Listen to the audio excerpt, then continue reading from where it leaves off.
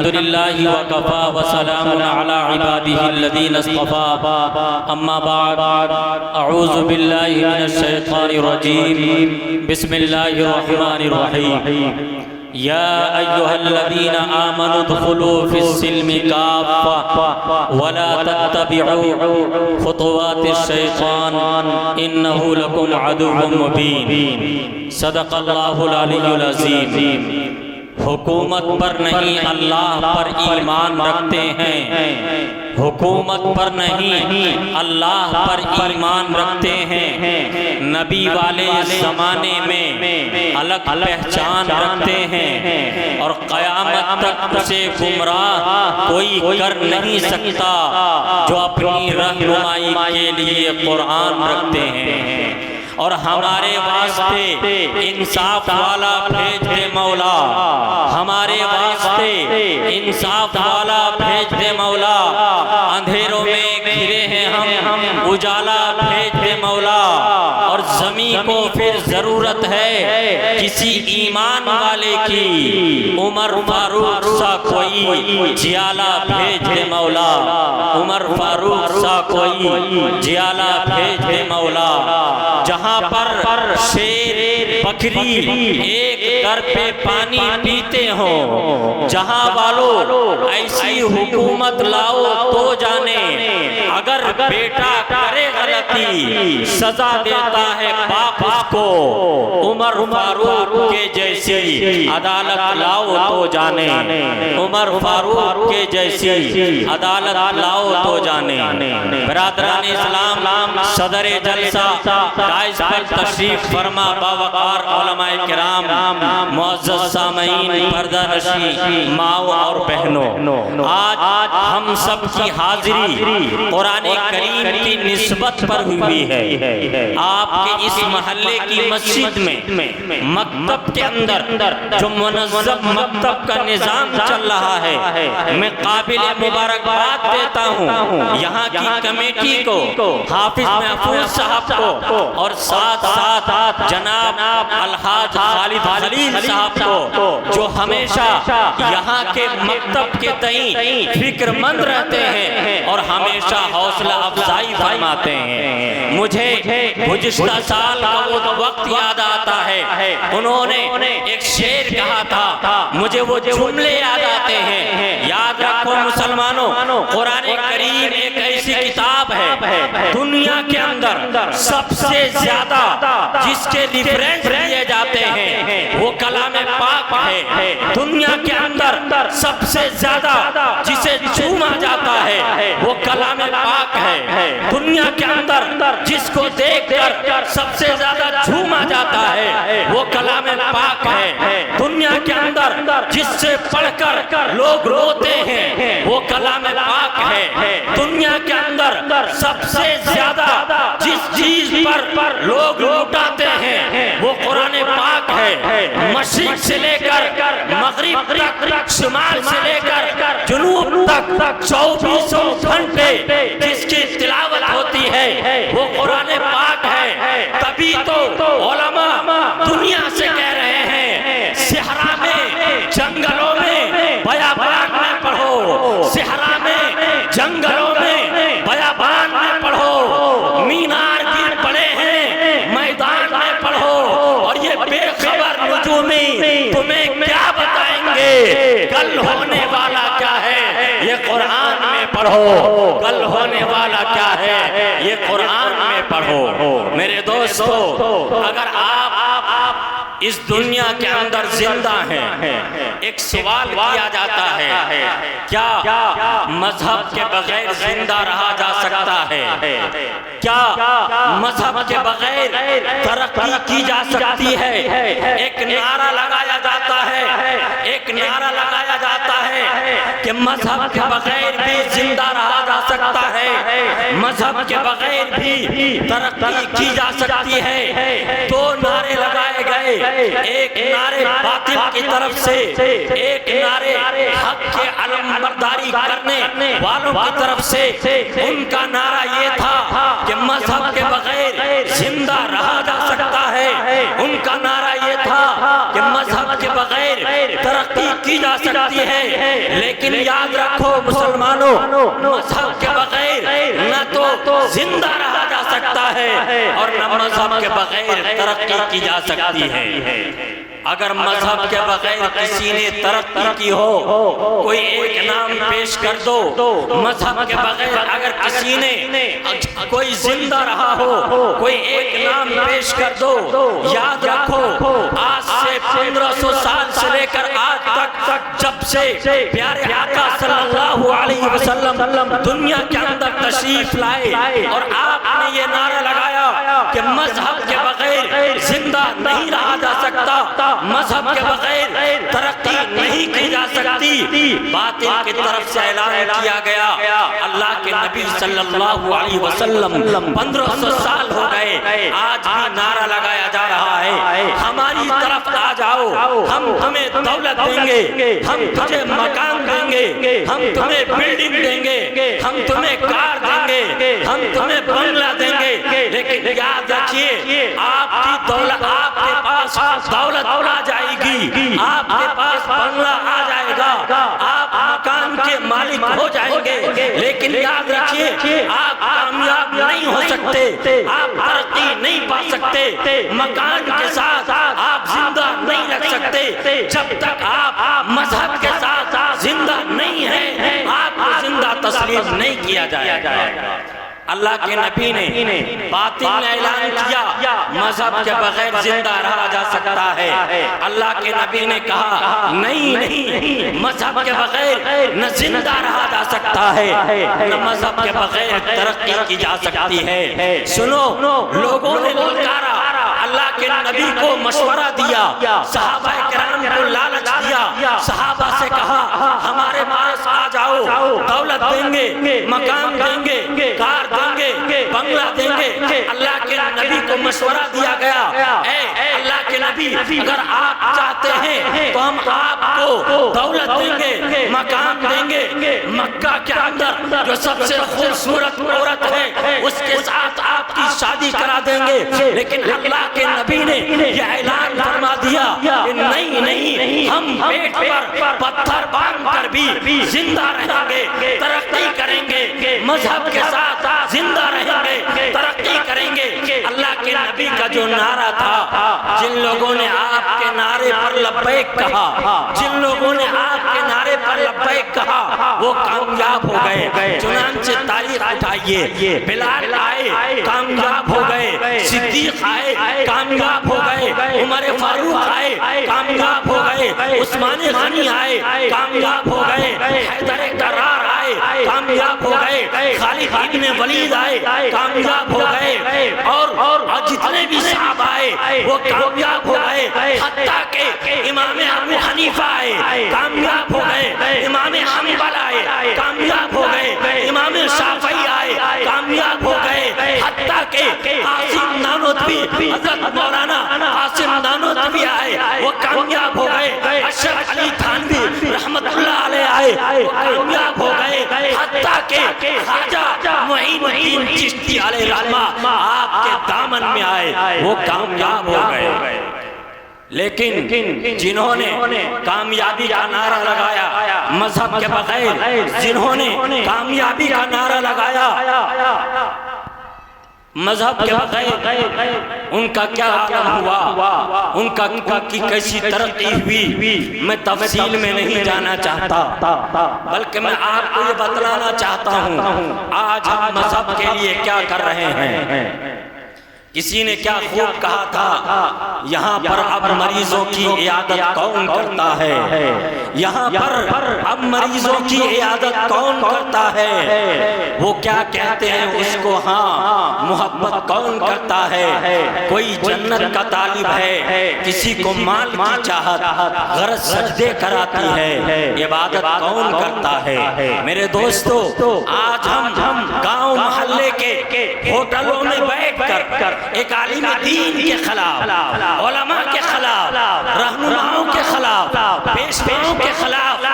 نعرے نہ جانے کیسے کیسی لغویات یادتے ہیں، وہ لوگ جو مذہب کے پیشوا ہیں، جو مذہب کے رہبر ہیں، جو مذہب کے پیروکار ہیں، جو آپ کو مذہب پر چلنا سکھاتے ہیں، وہ لوگ جن اماموں کے خلاف،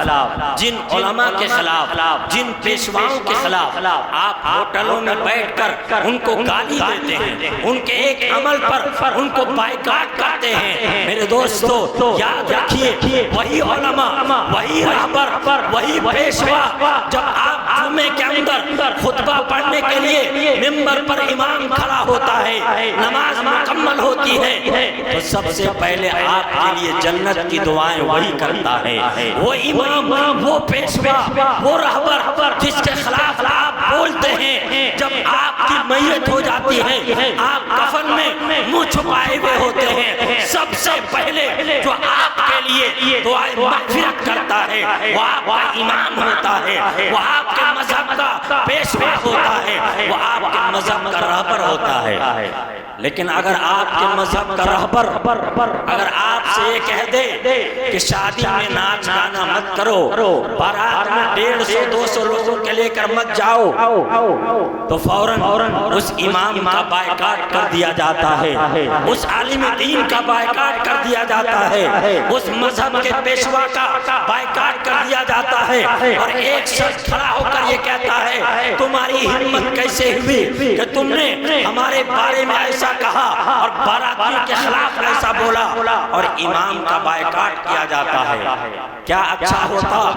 کہ جو 150 لوگ یا 200 لوگ اس باراتی میں شامل ہیں، جن کی نگاہیں مرغ کے ٹانگوں پر ہوتی ہیں، اگر ان کو یہ فکر ہوتی کہ ارے امام صاحب نے یا مذہب کے پیشوا نے یا مذہب کے رہبر نے جس چیز کی طرف اشارہ کیا ہے باراتیوں کی طرف اور ناچ گانے سے ہمیں جو روکا ہے انہوں نے حق کہا ہے، اگر یہ 150 باراتی اس شخص کے خلاف بولنے لگے جنہوں نے امام کے خلاف انگلی اٹھائی، جنہوں نے امام کا بائیکاٹ کیا، تو خدا کی قسم اس کا سر وہیں جھک جاتا، اور وہ لوگ جو باراتیوں کے ساتھ ہیں وہ اگر یہ کہتے کہ اے لوگوں سنو، جو مذہب امام کا ہے وہی مذہب ہمارا ہے، جو مذہب جو نبی امام کا ہے وہی نبی ہمارا ہے، جو خدا امام کا ہے وہی خدا ہمارا ہے، اگر آپ کا امام کہہ رہا ہے باراتوں میں جانا غلط ہے تو غلط ہے، اگر آپ کا امام کہہ رہا ہے ڈانس کرنا غلط ہے تو غلط ہے، اگر 150 لوگ اس کے خلاف بات کرتے تو اس کا سر شرم سے جھک جاتا، لیکن وہی لوگ مذہب کے پیشوا کے خلاف بات کرتے ہیں، اماموں کے خلاف بات کرتے ہیں۔ میرے دوستو مذہب کے اندر کوئی زبردستی نہیں ہے، مذہب کے اندر کوئی زبردستی نہیں ہے، یہ مذہب اسلام بالکل صاف ستھرا مذہب ہے، کوئی تلوار کے زور پر کسی کو عبادت کا حکم نہیں دیا گیا۔ ارے یاد کیجئے اللہ کے نبی کی تاریخ کو پڑھیے، اللہ کے نبی صلی اللہ علیہ وسلم نے تلوار کی بنیاد پر اسلام کو نہیں پھیلایا، بلکہ اپنے کردار اور اخلاق کی بنیاد پر اسلام کو پھیلایا ہے۔ آج اسلام پر اعتراض کیا جاتا ہے اور مذہب کے ماننے والوں کو برا بھلا کہا جاتا ہے، مذہب کے پیشواؤں کو الحجت تیرچھی نگاہ سے دیکھا جاتا ہے۔ میرے دوستو میری بات آپ ذرا سنیں، ایک شخص راستے میں جا رہا ہے، اچانک وہ بے ہوش ہو کر زمین پر گر جائے، 150 لوگ 200 لوگ ان کے پاس آ کر کوئی سر میں پانی ڈال رہا ہے، کوئی پاؤں کی مالش کر رہا ہے، کوئی پانی چھڑک رہا ہے، 150 لوگ ہیں، 200 لوگ ہیں، کہہ رہے ہیں بے ہوش ہو گیا ہے، کوئی پانی چھڑک رہا ہے، کوئی سر کی مالش کر رہا ہے، کوئی پاؤں کی مالش کر رہا ہے، کوئی ہاتھ کی مالش کر رہا ہے۔ اتنے میں ایک شخص آتا ہے اور اس بے ہوش انسان کا ہاتھ پکڑتا ہے، اس کے نبض کو پکڑتا ہے اور اس کو کہتا ہے ارے اس کا تو اس کے سر کی نس پھٹ گئی ہے، اس کو فوراً اٹھا کر اسپتال لے جایا جائے، اس کے آپریشن کی ضرورت ہے، فوراً اس کو اٹھا کر لے جایا جاتا ہے۔ اے مسلمانوں، اب مجھے آپ یہ بتاؤ کہ آپ 150 لوگ جو اس پیشنٹ کا پاؤں کی مالش کر رہے تھے، سر کی مالش کر رہے تھے، سر میں پانی چھڑک رہے تھے، اس آنے والے شخص کو کیا کہیں گے؟ گالی دیں گے؟ کیا اس کا بائیکاٹ کریں گے؟ کیا اس کو مسجد سے نکال دیں گے؟ نہیں، بلکہ اس کا ہاتھ جوڑ کر اس کا شکریہ ادا کریں گے کہ اس نے اس انسان کی جان بچا لی ہے۔ یہ علماء، یہ جو علماء قوم کے رہبر ہیں، جو پیشوا ہیں، آپ کے سماج کے اندر جو برائیاں پائی جاتی ہیں، جو شادی بیاہ میں یا دیگر معاملات میں جو خرابیاں پائی جاتی ہیں، ان خرابیوں پر جب علماء انگلی رکھتے ہیں، برائیوں سے روکتے ہیں، شادی بیاہ میں ڈانس گانے اور باراتیوں پر پابندی لگاتے ہیں، تو ان علماء کا تو شکریہ ادا کرنا چاہیے تھا، لیکن ان کے خلاف بولا جاتا ہے، ان کا بائیکاٹ کیا جاتا ہے، ان کو مسجدوں سے نکالا جاتا ہے۔ یاد رکھیے، مذہب اسلام کے اندر کوئی سختی نہیں ہے، کوئی پابندی نہیں ہے۔ تاریخ اٹھائیے، مکہ کے اندر سب سے بڑا گناہ شراب پینا، جسے ام الخبائث کہا گیا ہے۔ جب شراب کی حرمت کا وقت آیا تو اللہ نے فوراً ڈائریکٹ شراب حرام نہیں کیا، درجہ بدرجہ درجہ، لمحہ بلمحہ، وقفہ وقفہ اس کو حرام کیا۔ پہلے کہا فلاں وقت میں مت پیو، بعد میں کہا نماز کے قریب جاؤ تو مت پیو، اس کے بعد جب صحابہ کرام کا مزاج بن گیا تو اللہ نے شراب کو حرام قرار دیا۔ پہلے اللہ نے انسان کی فطرت کو سمجھا، یہ دین جو ہمارے لیے ہے یہ آب حیات ہے۔ اگر ہم اللہ نے انسان کی فطرت کے اعتبار سے مذہب اسلام کو اتارا ہے، مذہب اسلام میں کوئی زبردستی نہیں ہے، لیکن آج کا مسلمان، آج کا اسلام کا ماننے والا، اس کا عالم یہ ہے، مسلمانوں کی حالت یہ ہے کہ مذہب اسلام کے ماننے والے لوگ جن کی آج نسل تربیت نہیں کی جاتی ہے، لڑکوں کا بھی عالم ہے، لڑکیوں کا بھی عالم ہے، اس سچے پکے مذہب کو چھوڑ کر ایسے مذہب کو اختیار کر رہے ہیں جس مذہب کے اندر پیشاب کرنے کے بعد یہ بھی نہیں معلوم ہے کہ پاک کرنے کا طریقہ کیا ہے۔ وہ مذہب اسلام جس کے اندر خلال کرنے سے لے کر کنگھی کرنے تک، غسل کرنے سے لے کر وضو کرنے تک، اور غسل سے لے کر پیشانی کو جھکانے تک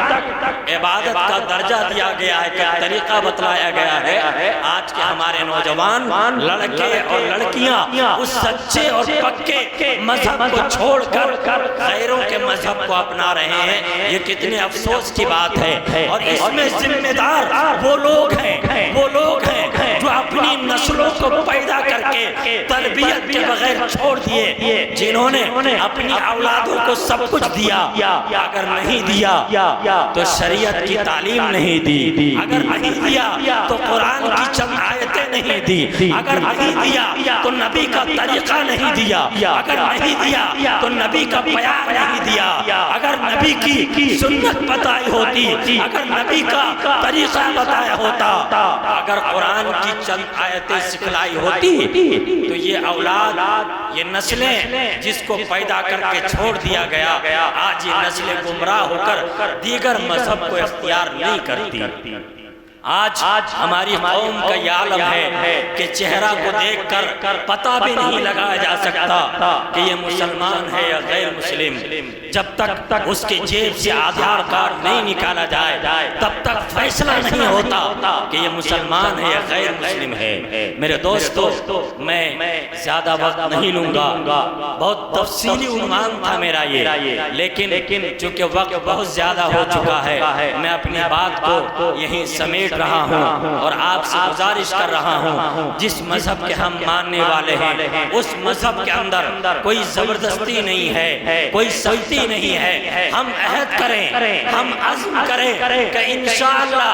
ہم اپنے مذہب کے پیشواؤں کی قدر کریں گے انشاءاللہ، ہم اپنے علماء کی قدر کریں گے، اور جس مذہب کے ہم ماننے والے ہیں انشاءاللہ اس مذہب کے اندر ہم مکمل طور پر داخل ہو جائیں گے۔ میں نے قرآن کریم کی آیت کی تلاوت کی تھی، یا ایھا الذین آمنوا ادخلوا فی السلم کافہ، اے لوگوں مکمل طور پر اسلام کے اندر داخل ہو جاؤ، مکمل طور پر اسلام کے اندر داخل ہو جاؤ۔ بس انہی چار مصرے کے ساتھ میں رخصت ہوتا ہوں کہ فاقوں میں بندھا پیٹ پہ پتھر نہ ملے گا،